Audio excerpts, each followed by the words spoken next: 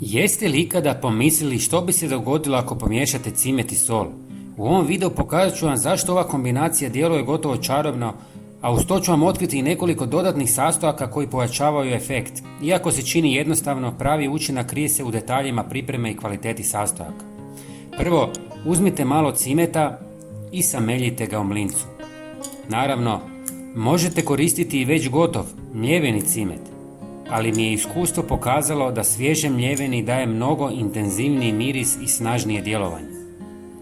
Ako želite dodatno poboljšati efekt, u smjesu možete dodati malo lavande ili mente.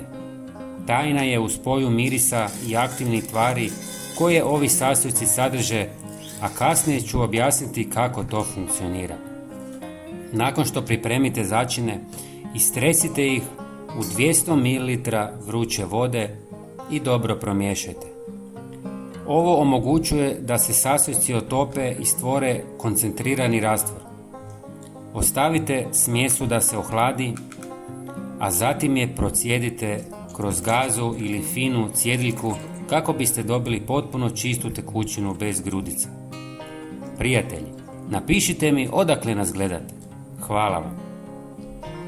Zatim dodajte 100 ml alkoholnog octa i jednu malu žlicu kuhinjske soli. Sve dobro promiješajte i ulijte u sprej za prskanje, spremnu za korištenje. Možda se pitate zašto baš ova kombinacija i čemu sve ovo služi. Odgovor je jednostavan i zanimljiv. Ova mješavina je savršena za prirodno čišćenje doma. Cimet i lavanda ne samo da ostavljaju ugodan miris, već i stvaraju tanak zaštitni sloj na površinama koji učinkovito odbija mrave, miševe, stjenice, žohare i druge neželjene insekte. S druge strane, ocat i sol imaju snažna dezinfekcijska svojstva, uklanjaju bakterije, masnoću i prljavštinu, a pritom ne koriste nikakve štetne kemikalije. Rezultat je dom koji je ne samo čist i siguran, nego i mirisan i ugodan za boravak. Ovaj jednostavan recept je ujedno i vrlo povoljan, daleko jeftiniji od većine komercijalnih sredstva za čišćenje, a možete ga koristiti praktički svugdje, od kuhinjskih ploha i podova do pločica u kupaonici ili čak na posuđu.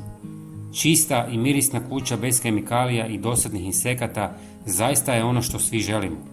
Dragi prijatelji, ako vam se svidi ovaj video, podijelite ga sa svojim poznanicima i obitelji. Hvala vam što ste gledali i do sljedećeg puta uživajte u čistom i mirisnom domu. Pozdrav!